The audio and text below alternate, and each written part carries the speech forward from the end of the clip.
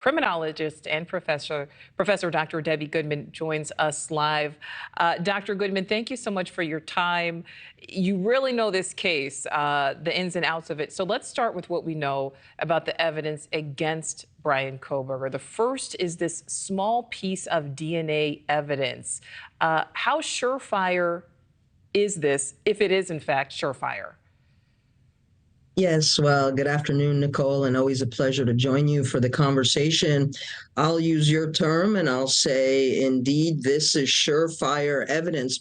We have in our field something very, very important when it comes to murder cases such as this. It's genetic genealogy. So what that means is each of us has our own composition, compilation of saliva, fluid, blood, print, and the fact that we have this knife sheath, which is that button type of closure to the knife itself, we are now able to take that, and our investigators have done a tremendous job here, local, state, and federal, whereby they have aligned the composition of what's on that knife sheath with trash that had been discarded in the family home of the Kohbergers, and there is alignment. So that, I believe, as a criminologist, is going to be a central feature in this case. So, Doctor, we also know that there's cell phone records and allegedly video camera of Kohberger's car near the scene during the time of the murders and near the scene multiple times. But what is the defense going to try to pick apart with that? Right. I think it's going to be, Nichole, very difficult for this defense to deflect away from it. And if anything, the prosecution will really utilize those elements in what we like to consider the whole circle of the crime itself, going from A to Z.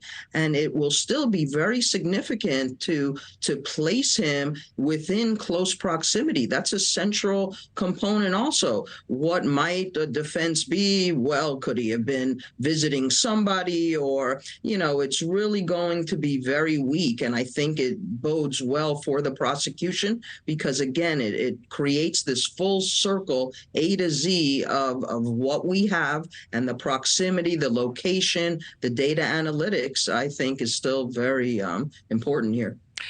Dr. Goodman, there's a lot still missing, a lot that we don't know because of this gag order.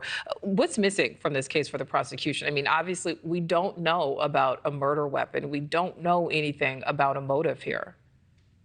Right. Well, those are great issues to consider and discuss. So, in addressing the murder weapon itself, we really don't need it.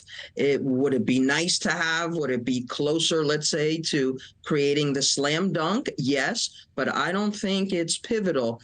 In terms of a theory, I, as a criminologist, have two theories. One of which is an acronym that I created. It's an acronym JAR: jealousy, anger, revenge. I think all three elements align here with this suspect and our victims. I think he was jealous of the social dynamic. He was angry that he wasn't a part of it, and he sought revenge in this horrendous, hideous act of violence.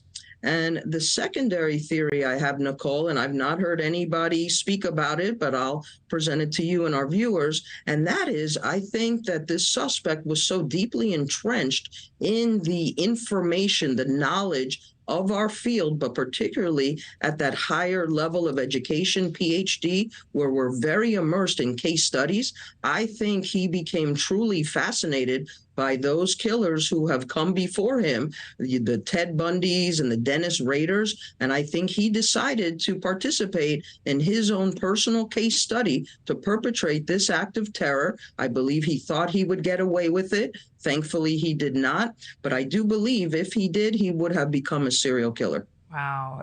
Doctor, I want to look at this from the other side, because, you certainly present such a strong argument there, but let's look at the other side of this. I mean, what's the argument for those who say, hey, this case may be all circumstantial because we don't have that motive, a solid motive. We don't, as far as we know, have a murder weapon. Thank you for watching. Go to newsnationnow.com to find News Nation on your television provider. And don't forget to click the red subscribe button below to get more of News Nation's fact-driven, unbiased coverage.